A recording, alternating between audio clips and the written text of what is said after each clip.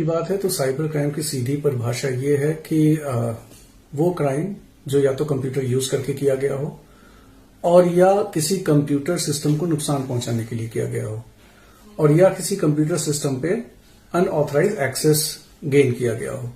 तो वो cyber crime की परिभाषा में आ जाता है। अब आज के टाइम पे जहां पे सभी के पास 4G कनेक्शन है, तेज इंटरनेट ब्रॉडबैंड है,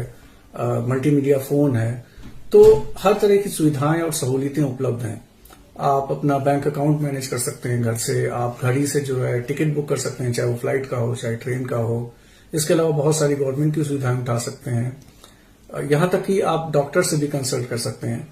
तो ये सारी चीजों के साथ साथ आपको कुछ चीजें ऐसी भी हैं जो शायद पता ना हो, जो खतरे की तरह या रिस्क की तरह या प्रॉब्लम की तरह आई हैं,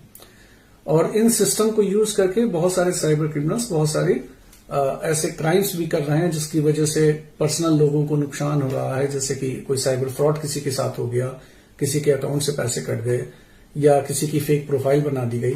तो ये सारी चीजें भी हो रही हैं। इसके अलावा इंटरनेट पे क्राइम करना इसलिए भी बहुत एक ल्यूक्रेटिव ऑप्शन बन गया है क्योंकि आप किसी भी कोने में, वर्ल्ड के किसी भी कोने में बैठ के दूसरे कोने में अपराध को अंजाम दे सकते हैं, और वो भी एनोनिमस तरीके से, ताकि आपको ट्रेस भी न किया जा सके। इस वजह से साइबर क्रिमिनल्स के लिए क्राइम करना एक बहुत ल्यूक्रेटिव ऑप्शन बन गया है, और बहुत सारे क्रिमिनल्स जो हैं उन लोगों ने हैकर्स को हायर कर रखा है और रैंसमवेयर अटैक कर रहे हैं, फिरौती मांग रहे हैं, बहुत सारी चीजें कर रहे हैं।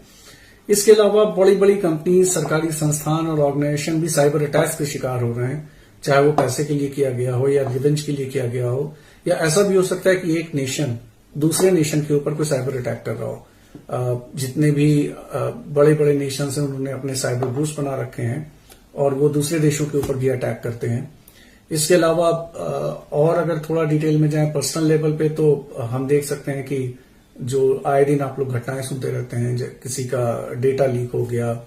किसी कंपनी का डेटा लीक हो गया, या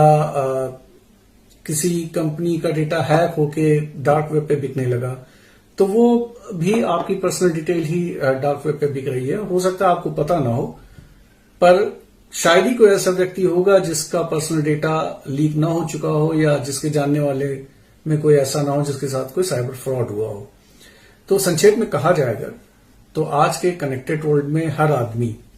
साइबर वर्ल्ड से जुड़ा हुआ है, और साथ ही साथ साइबर क्राइम या इस तरह की जितनी भी घटनाएं हो रही हैं उनसे